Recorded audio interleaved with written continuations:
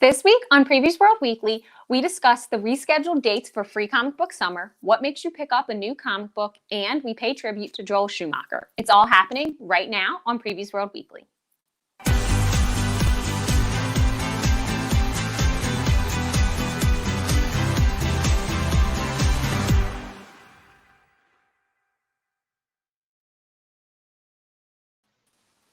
What's up, Previews World? It is Wednesday. It is New Comic Book Day, which means it's time for Previews World Weekly.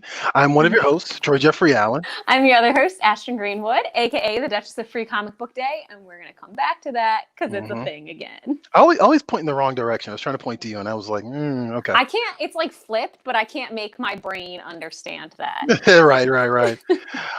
Actually, you know what? We might as well kick it off with that first because people are going to ask, and if we don't get to it right away, it's just going to continue for the entire show. So you got the news, Ashton. What's the big news? Free Comic Book Day is back. It's here. It's happening, except it is a free comic book summer. So we've spread the event out over the course of the summer from July 15th to September 9th.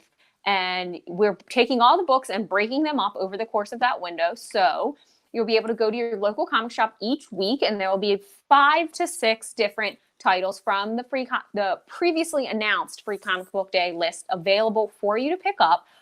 If you don't want a surprise, if you want to be able to plan it out for yourself, you can go to the Free Comic Book Day website, and there's a list there of what books will be available each week, so you can sort that out, figure out what things you're after, and plan accordingly. So we are back in business, guys. Yeah, we're back. I love it. I want to play Cruel.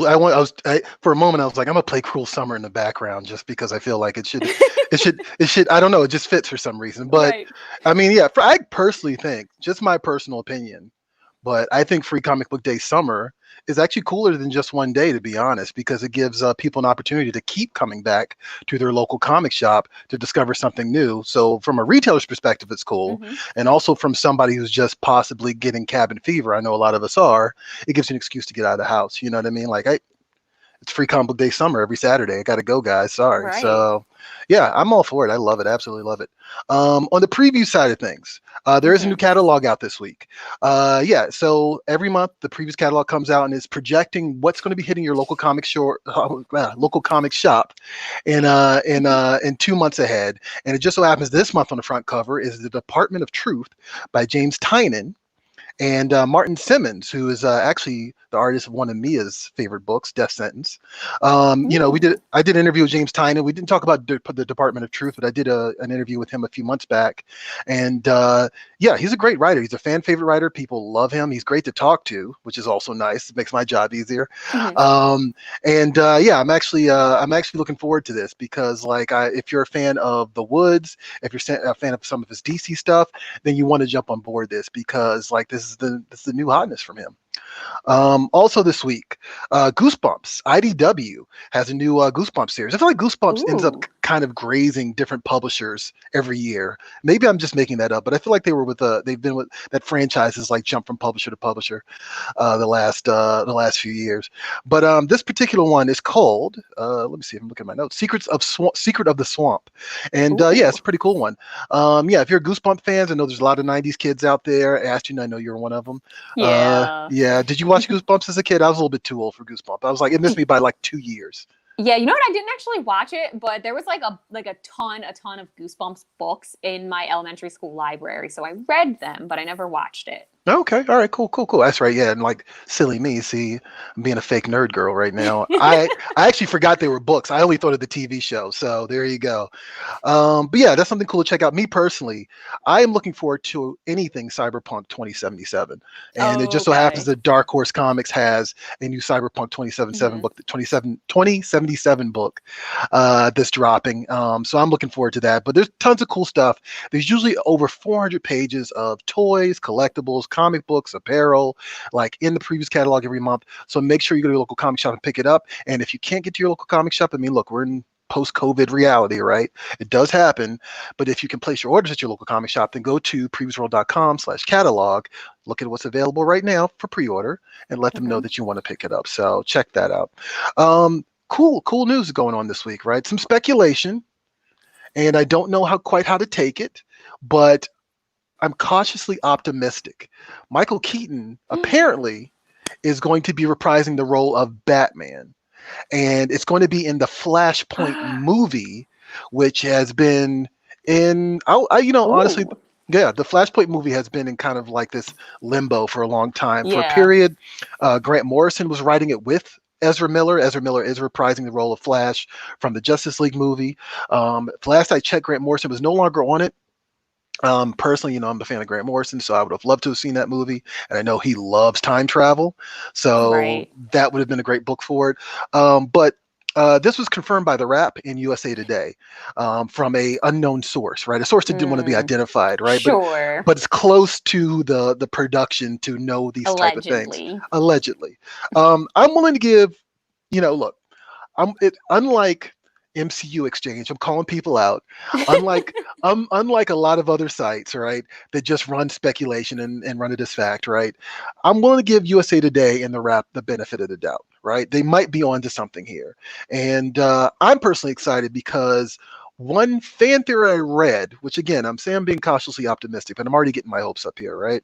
One Right. particular fan theory I read propositioned that okay, so in Flashpoint. I'm sorry, the book came out in 2011, so I'm gonna give something away, but whatever. In Flashpoint, stop texting. I was looking something up. That's okay. I'm just messing with you. Yeah, in Flashpoint, uh, uh, Thomas Wayne ends up being Batman because his son was murdered in Crime Alley. And so he Oh. becomes Batman to avenge the death of his son. And then there's a whole twist with Martha Wayne that I won't get into because I think that's kind of one of the sweetest twists in the last couple of years of any DC comic. But I'm curious if he's actually going to be playing Thomas Wayne as Batman. I think that would be pretty awesome. And something else I read said that like he would be potentially the Nick Fury of this DCEU Ooh, universe. yeah, that would be cool. That would be very cool. I think the idea of Thomas Wayne as Batman kind of bouncing around multiverse to multiverse and kind of being like, for whatever reason, like, I have vengeance on my mind and I need to avenge and I need to set things right. Hmm. I'm the guy, and like maybe we get more Justice League out of that or we get on any number of things. So I'm all for that. I think that's exciting. And yeah, I'm curious what people's fan theories are in the comments. If you guys have any, let us know and we'll prop them up on the screen below. Hey. Yep. Hey, free comics all summer. What witchery is this? You know what, The Ashton? What good witchery? kind of Okay. witchery. Okay. I was about to say, what kind of black magic did you conjure up? No, I don't deal in black magic. Okay, fair enough. Hoping to get kids back in the library for free comics all summer. Yeah, I think this is actually really Yes. cool. I actually love this idea, and I think personally, I think we should just do it every year, just like this. Like, I think that's awesome to just have people keep coming back week after week for more books. I think that's so cool. Hey, quick question. Any way to still land one of those boxes with the free Comic Book Day Funko shirt Hmm. and book? So, what is he talking about, Ashton? Can you let people know about that real quick? Yeah, thanks, Mike, for lobbing that up. So, Mm-hmm. one of the cool exclusive collectibles you can get as a part of Free Comic Book Day is this Funko mystery box, which I guess is not so much of a mystery anymore. Right, all right. Funko revealed all of the contents that you can potentially get within it. Now, it's still a mystery in that there's no way to know, what shirt or what variant cover you're going to get. Every box is going to have that Loki Funko Pop in it. But then it's going to have some combination of the shirt and comic book cover. So I heard a rumor recently that these are sold out on the distributor level. So I don't know that your shop can order any more. Oh, okay. But if your shop has already ordered it, they will be available along with the comics this summer. I believe the retail price for it is $34.99. Don't quote me. Hmm. I mean, that's not bad for a shirt, a Funko Pop, and what else? A comic book. And a comic book. That's about comparable. That sounds about right. A shirt alone is like Yeah. $20, like unless you get one of those cheapo, crappy Target ones. So Right. We don't want those. we don't want those. Come on, those are for posers. You got to get your comic from the comic shop. Get it from a comic book shirt from the comic book shop, guys. I'm lying. I have Target shirts as well. Same.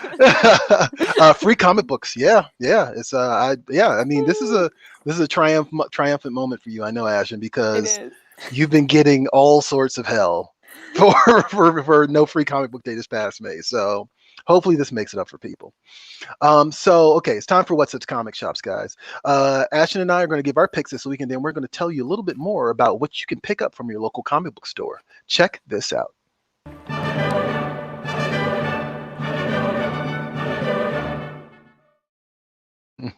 Hallelujah. Comic books are here again. So Ashton, I'm gonna let you go first. I'm gonna let you like knock this out of the park. What is your pick this week? So my pick this week is called Heartstopper. It's from Graphics, which is an imprint of Scholastic. And it's by Alice Osman. And it's basically an LGBT plus love story that centers on these two guys on the cover. One is Charlie and the other is Nick. So Charlie is sort of the shy, you know, soft-hearted, more timid of the two. And Nick is a rugby player. And so you almost expect him to be kind of more like brooding and rough around the edges, but he's not. And so these two, they go to school together, obviously. And so they kind of develop this friendship that becomes, you know, very intimate, and they lean on each other in a lot of ways. But then Charlie kind of starts to develop feelings for Nick. And so he's stuck in this in-between of like, do I, don't I? Like, I don't want to ruin the friendship, all of this. And he kind of feels like he doesn't have a chance in hell, so to speak. And pardon my French. I don't know if that's allowed. That's not French. And so he's kind of like, again, playing with that do I, don't I? But at the same time, you know, and without Charlie realizing it, Nick is going through a lot of the same things about, you know, his own feelings for Charlie and having developed feelings of his own. And so it's this really great story about discovering, you know, what it means to love somebody, but going through the entire motion of like meeting that person, forming that friendship, figuring out what that friendship means to you, and then kind of slowly falling in love with them. So it's a slow burn, it doesn't kind of dive in right away. Right, and the thing that really caught my eye about this, and I want to give a nod to this other indie comic, is the characters on the cover of this, Nick and Charlie, look startlingly like two other characters, Adrian and Carter, from a digital comic called Always Raining Here by Hazel and Bell, which has a lot of the similar themes. It's an LGBT love story with a slow burn, all of these same things, figuring out like who you are, what it means to be friends with somebody, what it means to love somebody, how you do that. So, I mean, if you're interested in Heartstopper, I suggest also getting on, you can just Google Always Raining Here. That entire comic, digital comic, is available on their website. You might also want to check that out. Okay, cool. So enough of the mushy stuff. I mean, we round it out. I'll take the mushy stuff, and you can tell us about the superheroes. I can do the hard-hitting stuff. Actually, technically, my book it's in the world of superheroes, but it's not actually a superhero book, really, and at least in the main character is not. My pick this week actually is a book that I am woefully behind on, but I did read the first, I want to say 4 issues. Actually, I read the first 4 issues and I loved it. So I'm continuing to play catch up, and it looks like the last issue is going to drop soon. But it is Jimmy Olsen, Superman's pal, Jimmy Olsen, by Matt Fraction and Steve Lieber. And I got to say, I've mentioned this before in the show. I've picked it every single month that it comes out. It's just a fun book. Like, it's just a fun, upbeat kind of madcap, like caper type of thing. Like, it basically, it's tracking the relationship between the Luthers and the Olsens throughout the history of the DC, well, throughout the history of Metropolis, I'll say. And so, you know, Jimmy Olsen is the, you know, the photographer for the Daily Planet. He's Superman's pal, like it says on the awning, right? But like he always manages to get into misadventures, and like this is, of course, is a book that was around during the 60s, and they've brought it back for this really cool 12-issue series. And the thing I love about it is it's multiple stories that seem to be promising some sort of intersection at some point. So what you're getting is a story about Jimmy Olsen's great-grandparents. You're getting a story about Jimmy Olsen and his brother, and his brother's actually like somewhat powerful in Metropolis. So he's in like this lack of a better term, pissing contest with Lex Luthor, right? And then on top of that, you have Jimmy Olsen trying to solve his own murder in Gotham City. And there's some other elements, like these sci-fi elements and all that stuff. But all these stories are happening simultaneously. So every couple of issues is a different chapter of this story. And of course, Superman factors in. There's a great bit early on in the series where Superman gives Jimmy an exclusive I talked about this before, but I love it, so I'm gonna explain it again. He gives Jimmy an exclusive, and Jimmy promises his YouTube followers, right? Because now he's a modern man, right? His YouTube followers that he's going to reveal Superman's secret power, and so he makes this big stink about it. And then you finally find out that Superman's secret power is that he knows up close magic. So so he's just doing hat tricks. That's all he's doing. You know what I mean? But it's like it's really amusing and really fun, and the book has a lot of fun with it. It's Matt Fraction who gave us Hawkeye. If you're familiar with this stuff on Hawkeye, you probably will enjoy this. I would say maybe also Casanova was similar in that vein. So yeah, definitely check it out. It's DC Comics. Superman's pal Jimmy Olsen #11 is out this week. Beyond that, there's a bunch of heavy hitters this week. Like actually, this is a big week for comics, I've noticed. Yeah. Like a lot of really cool stuff came out. So much, in fact, that I'm going to have to look directly at the list in front of me. So first of all, big anniversary. Green Lantern #80 is out. Green Lantern is one of those characters. Green Lantern 80th anniversary is out. Sorry, I said #80. It's not #80. It's Green Lantern 80th anniversary spectacular. He's one of those characters that like I always kind of pop in every now and then to see what's up with him. And it doesn't matter if it's Kyle Rayner, it doesn't matter if it's Hal Jordan, it doesn't matter if there's John Stewart. You know, I just like the idea of these space cops. I've always loved that idea, and I've always been kind of intrigued and enjoyed it. And Green Lantern's always been kind of one of those go-tos for me for a long time. It's like, what are they doing with Green Lantern right now?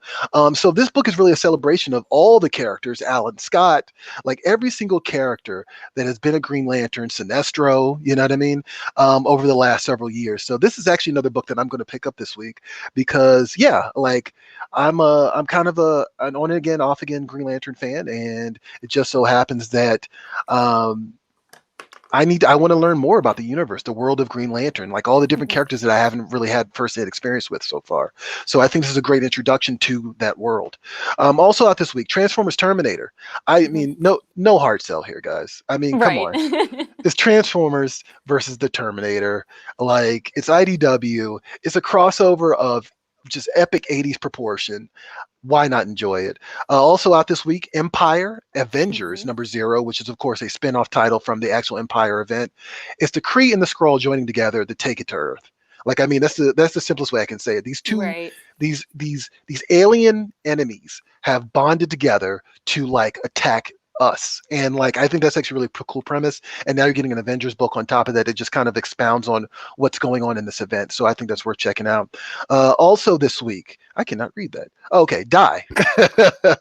Die by Karen Gillan and Stephanie Hans. This is another popular one. People love Karen Gillan. I'm actually probably going to talk about him a little later in the show. #11 is out this week. It's basically Jumanji all grown up and kind of grimdark. I would say that's the way that it works. And a lot of people lately have been saying they feel like we're trapped in someone screwed up on Jumanji, and now we're suffering for it in 2020. So here you go. Here's a comic book exactly about that. Spawn also has a big issue out this week. Of course, they have breezed past their anniversary, their big world-breaking issue, but Todd McFarlane is not going to let it go. It says right up top, world-breaking comic. You know what I mean? Love that. And I love that. I love that sort of like Carnival Barker showmanship that Todd McFarlane has. But that's a new issue. It's got Philip Tan on the cover. Definitely check that out. And Mighty Morphin Power Rangers #50. This is a big event as well, 50 issues with Boom Studios, and you're getting an intersection of a bunch of different Power Rangers from different walks of the Power Rangers universe. And I love that. Is that a wraparound cover? It is a wraparound cover, right? There's actually multiple covers for this one. Like actually the wraparound, and then there's like a split cover. So if you want to, you can combine them as well. And Joker, Killer Smile?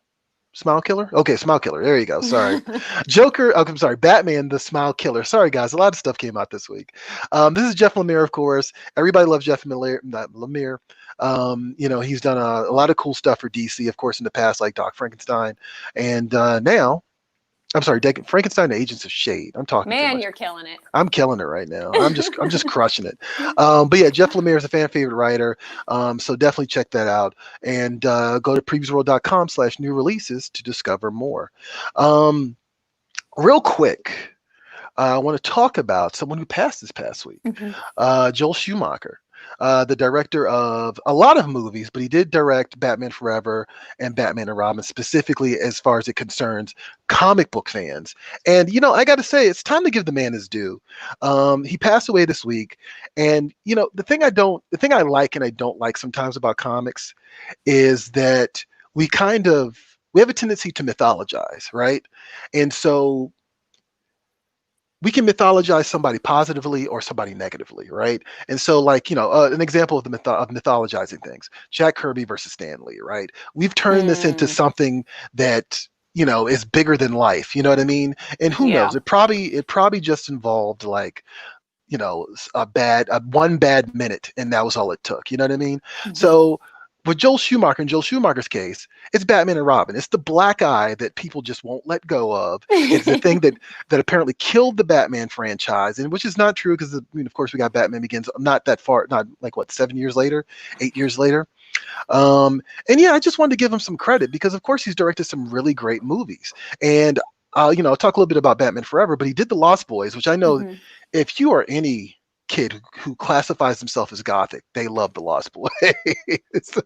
Flatliners, which was recently remade, is actually Mhm. still a very good movie. Falling Down, which I actually think is an interesting film, especially now, because truthfully it's kind of about white rage, which I kind of find interesting, and is actually an interesting topic and something kind of worth revisiting now. Phone Booth, Mhm. which is just a really great thriller, which he released after Batman and Robin. He did The Client with Susan Sarandon, which was like, on the wave of Tom Grisham movies. And he was like, and the thing that you'll notice with a lot of these films is, like, they don't really have a lot in common. Like, he just kind of bounced Right. from genre to genre to genre. And so because of that, you get stuff like A Time to Kill. You get stuff like he wrote The Wiz, like the Motown remake of, like, The Wizard of Oz. Um, He and also did so St. Elmo's Fire. he also did St. Elmo's Fire. Yeah. So I mean, he has an amazing track record. Mhm. He's what they call a journeyman director. And because Yes. of that, he's kind of like Richard Donner, who is actually not maligned by comic book fans. Like, they love him because of Superman and Superman 2, right? Mhm. But Joel Schumacher did what Richard Donner did, which is that he kind of jumped in and kind of created a style that fit that particular film. And he did that with Batman Forever and Batman and Robin. Mhm. And I bring all this up to say, and I'm being very long-winded here, but we adore the Batman 1966 TV series, right? People just love it. People don't hate it. Like, people have, like, grown to, like, have some sort of nostalgic feelings about it. All Joel Schumacher did was take that TV show and turn it into a movie. And truthfully, I think his first attempt at that, yeah, it was better than Batman and Robin, and that was Batman Forever with Val Kilmer. But I've always kind of felt that Batman Forever is actually one of the better Batman movies. I'd probably say it's probably my personal second or third favorite. And it's largely because it's got Robin in it, and it's a good Robin origin story. And the balance between Bruce Wayne and Batman is actually really good. Like, I actually would say it's better than some of the Christopher Nolan movies. And on top of that, like, my biggest pet peeve with all these Batman movies is that he can't turn his head.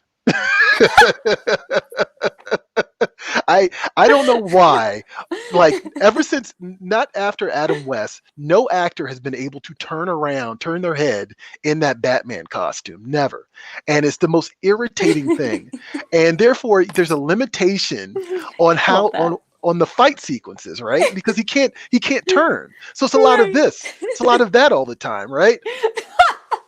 Like, there's a lot of that. And I hate that. Supernatural, very normal. Right, but Joel Schumacher actually found a way around it, and because he's a stylistic director, the fight sequences in and Batman Forever are actually pretty good. So I'm just saying, let him go. The man has passed away. He's a great filmmaker, and you know what? Revisit Batman Forever, because I think you'll find that it's a nice love letter to 1966 Batman. And if you guys have any comments about Joel Schumacher that aren't incendiary, I encourage you to throw them in there and let us and talk to us about it. Anyway. This week's trailer, right?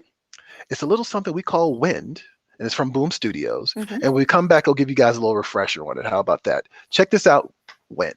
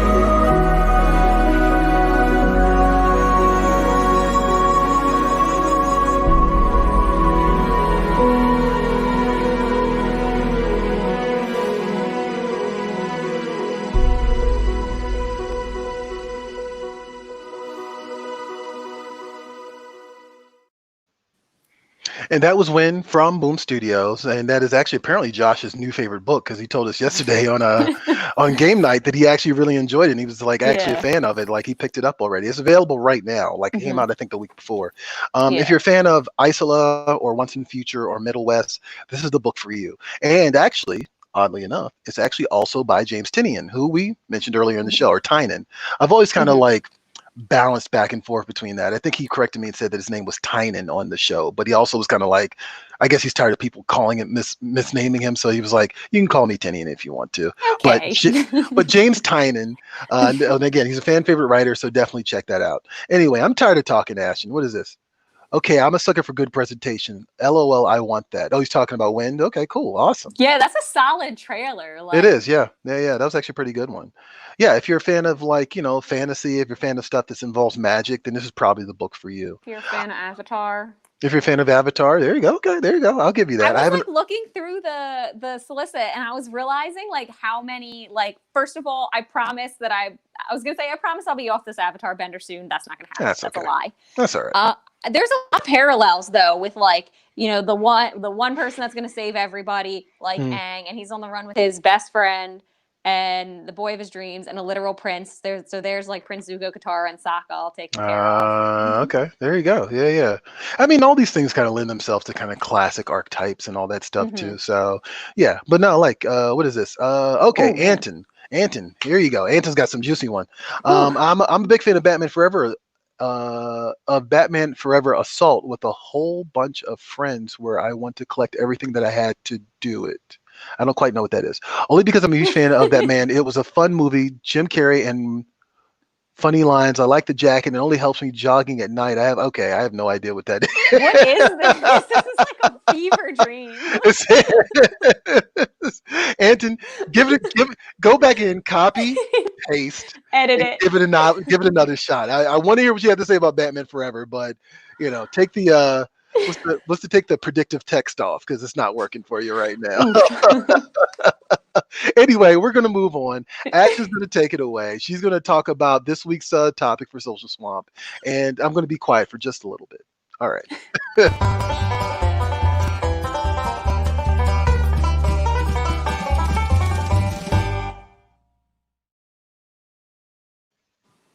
Okay. Somebody's playing 80s music very loudly outside my house, so I'm sorry if you can hear that in the background.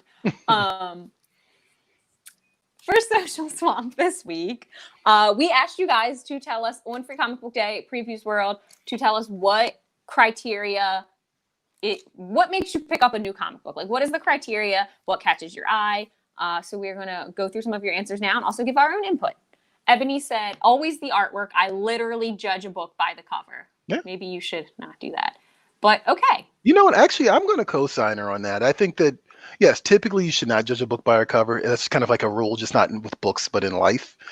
But I feel like comic books, you should be able to do that. You should be able to. You should be able to, like, I mean, you're buying a book, so you should literally judge a book by its cover. But in life, don't do it. Absolutely. I agree with that.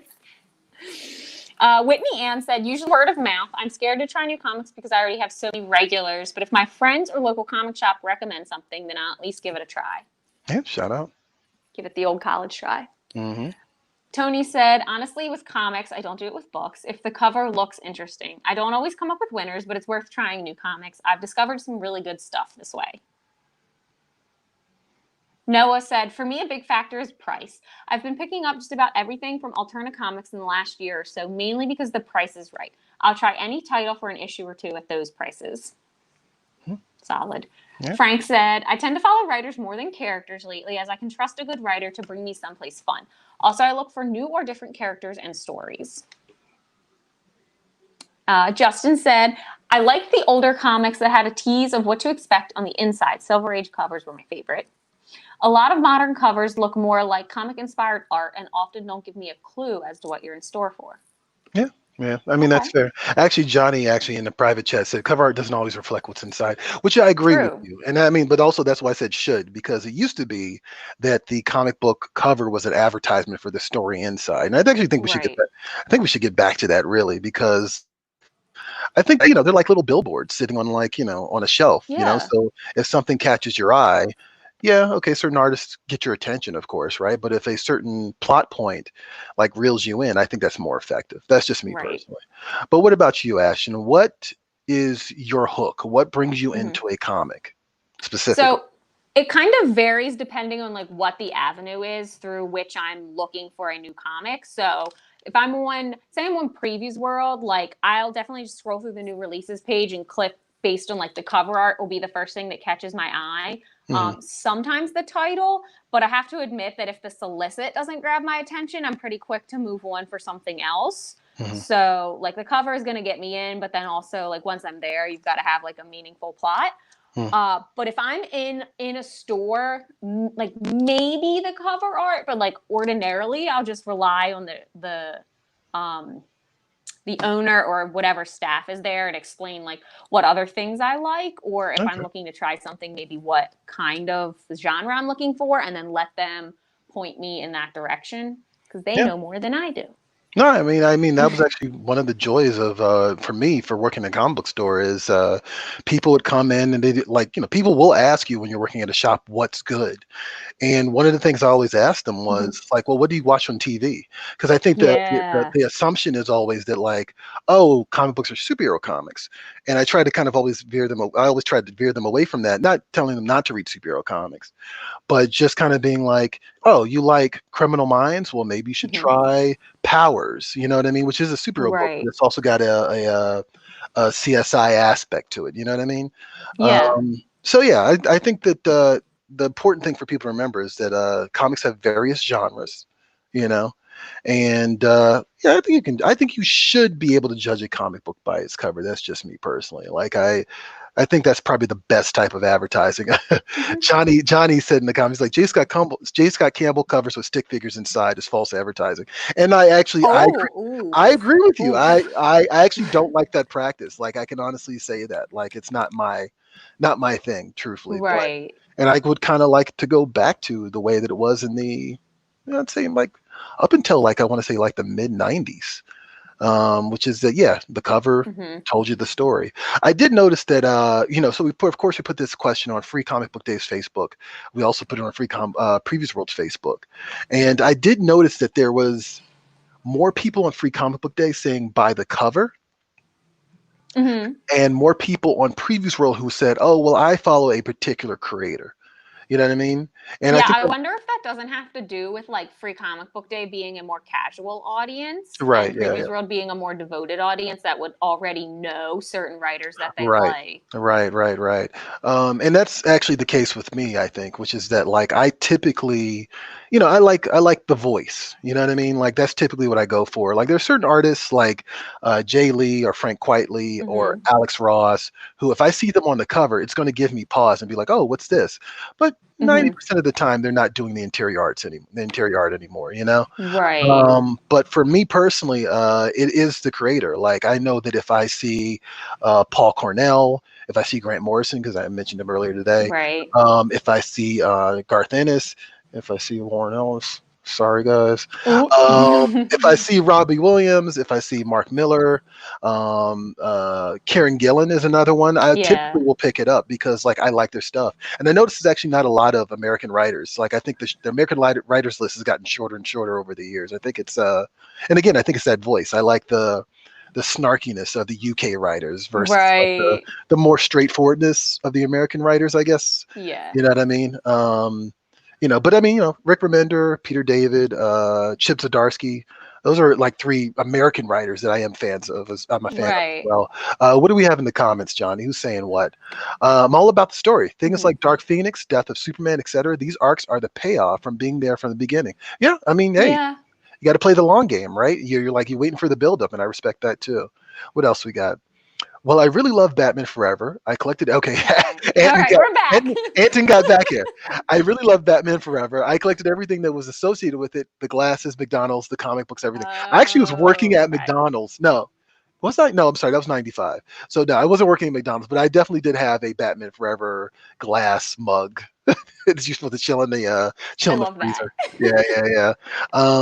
Were there any more comments, Johnny? Okay, that's it for now. Yeah, no, and like I think everybody has like their hook, the thing that brings them in. I don't. I think I was just recently on the show. I think it was on game night. I mentioned that like we kind of have gotten to the point where we're kind of overvaluing the writers, and this is contradictory based off of what I just said, but overvaluing the writer's influence on pulling in a reader versus an Hmm. artist because it is a visual medium. And even though I'm a person who follows writers, like I understand that if you're new to this, because it worked in the 90s, if you're new to this and you see a great art on the cover, it's going to pull you in. I think that maybe we should probably start steering a little bit more towards that. Hmm. Don't leave the writers in the dust like we started doing in the 90s. But yeah, I think that's actually pretty cool. I think that yeah, there's so many different avenues that people can take to get into comics, and that's because it's like any other medium, guys, like Hmm. TV or movie or novels. There's so much there for you. So, any more for this one, Ashton, or you want to move on to this week's poll? I think I've like said just about everything I could realistically say. Okay, fair enough. I said enough too, I think. So You what is this already week? answered the question. Anything else for you to say? I don't know. Maybe something I got some. Maybe you unwrap something. I don't know. What? Wait. Oh, Johnny wants his comment heard. Uh-oh. Johnny says the artist pulls people in at the beginning. The writer keeps them coming back, and I think that's very accurate. I think Yeah. that that's a recurring thing, especially now when you know there's this really nasty habit of bringing a really good artist on for the first arc and then they leave.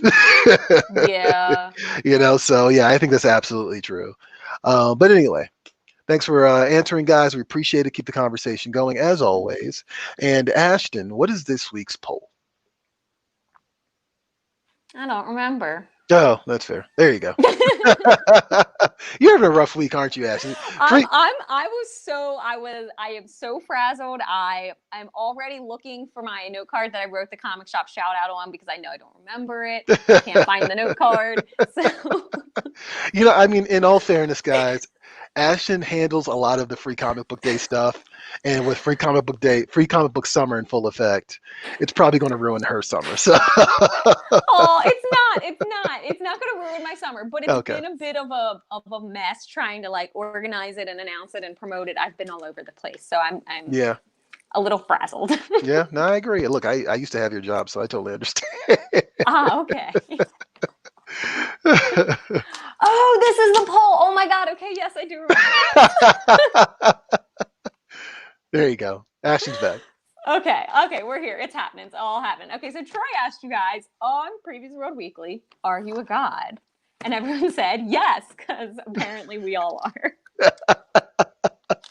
Actually, I want to point out, yes, this reply from Danny Smith, because he pointed out that 30% of people didn't learn a damn thing, and I actually agree with him. Of course, it's from Ghostbusters. There's a famous part in Ghostbusters where Zool, I believe, asks all of them, like, are you a god? And Ray kind of thinks about it, and he's like, no. And then she like zaps him with thunder, and then Winston intelligently comes up to this guy afterwards. It's like, when someone asks you if you're a god, you say yes.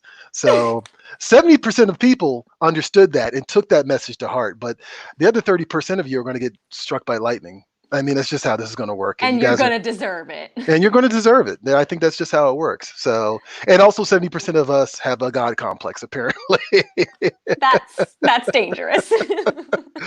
So, yeah. So I think, did we do it? We got another one this week, actually, that's coming up, because I saw you posted something yesterday, and I guess it'll be on next week's show. Yeah, I posted it like first of all, it's still up and active if you guys want to go vote. It's on Free Comic Book Day on Facebook and Twitter.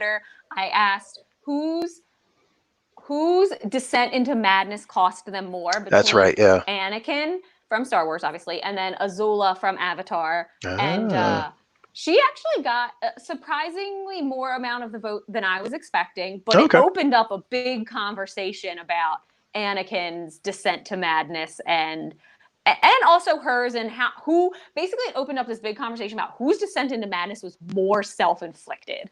Okay. No, I think that's actually kind of cool, actually. I'm actually looking forward to the responses next week, and I know that'll probably open up a can of worms in our conversation too. Sure it will. So yeah, definitely take that poll, and that's on the Free Comic Book Day Twitter and Facebook. Yep. Okay, cool. Yeah, check that out. And actually, I think the Ghostbuster one is still running. So if some of you guys want to go for Team Ray or just have a God complex, you still got a shot there.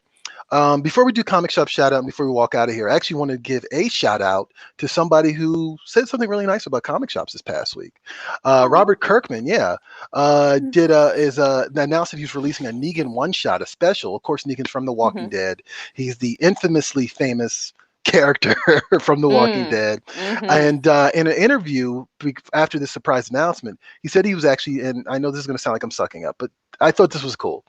He said, I've been inspired by Steve Jeppy and Diamond's efforts to shine a light on how essential the direct market is to our beloved industry with their Back to Comeback campaign. And so I'm going to use this moment right now, thank you, Robert Kirkman, to remind people that the Back to Comeback campaign is still going, and it is happening right now, and you can do it. All you have to do is go to your local comic shop, snap a photo of, like, you know, your shop, what you're picking up that week, the different things that your store is doing for social distancing, any way that you want to support your LCS, and use Back to Comeback as a hashtag, and Ash and I will see it and we'll share it on our social media, because we want to keep the message going. And I think that Kirkman pinpointed something, maybe I think intentionally, actually. I was going to say maybe inadvertently, but it was definitely intentional. He pinpointed something I think is key to actually the conversation we just had about getting people into comics, right?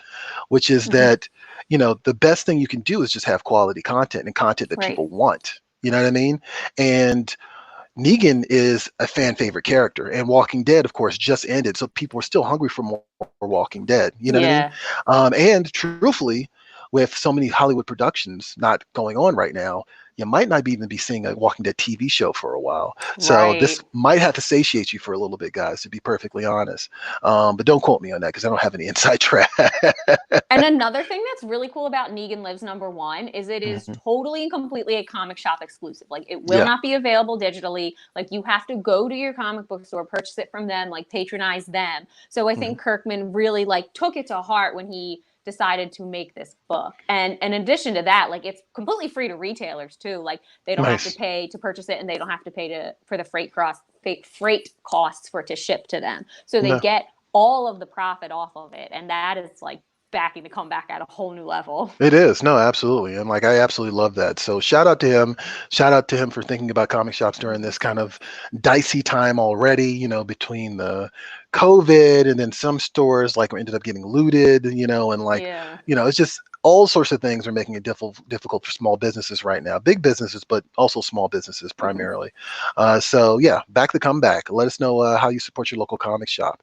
And speaking of which, comic shop shout out time, Ashton. What do you got? I found the note card. I don't need it. It's okay. Okay, so Joey shouted out his comic shop, Comics Cubed, in Kokomo, Indiana. Is it Kokomo or Kokomo? Because I don't know, because that says Kokomo, but in your outline it said Kokomo. Oh, well, then I probably like don't pay attention to what I said. Pay attention to what Joey said. Okay. I think it's Kokomo. It's like Krakoa and Coma. I don't. So yeah, shout out to Kokomo and Comics Cubed, and that's going to send us off for the end of the show today. I do want to remind people that we do Quiplash, we do Previews Game Night specifically every Tuesday and Thursday at 4 p.m. If you want to see how many times Ashton will curse unexpectedly. I think it was only once on Tuesday.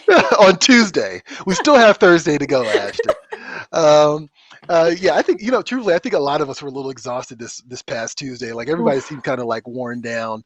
It's been a rough couple of weeks, and I think it finally caught up to us. But typically, it's actually a lot of fun, and like, we just kind of go off the rails, and we just sometimes the jokes get a little blue, and we just kind of say the first thing that comes to mind, but it's all in good fun, you know. And we want you guys to participate.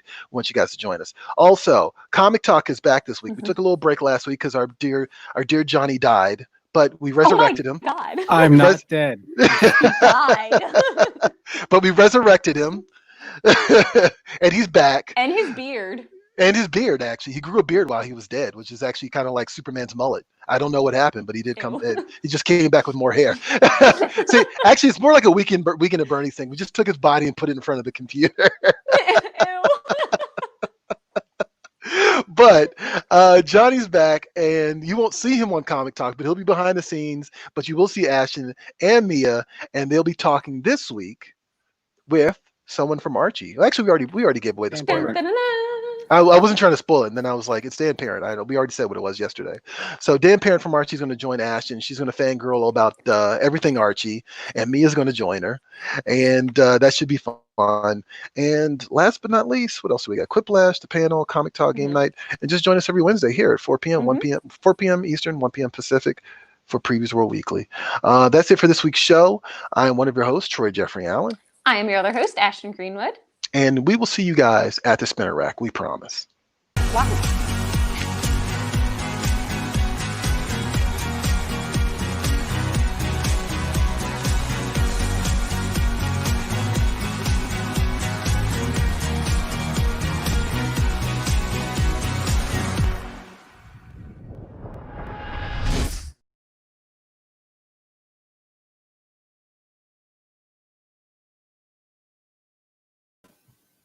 I'm not dead.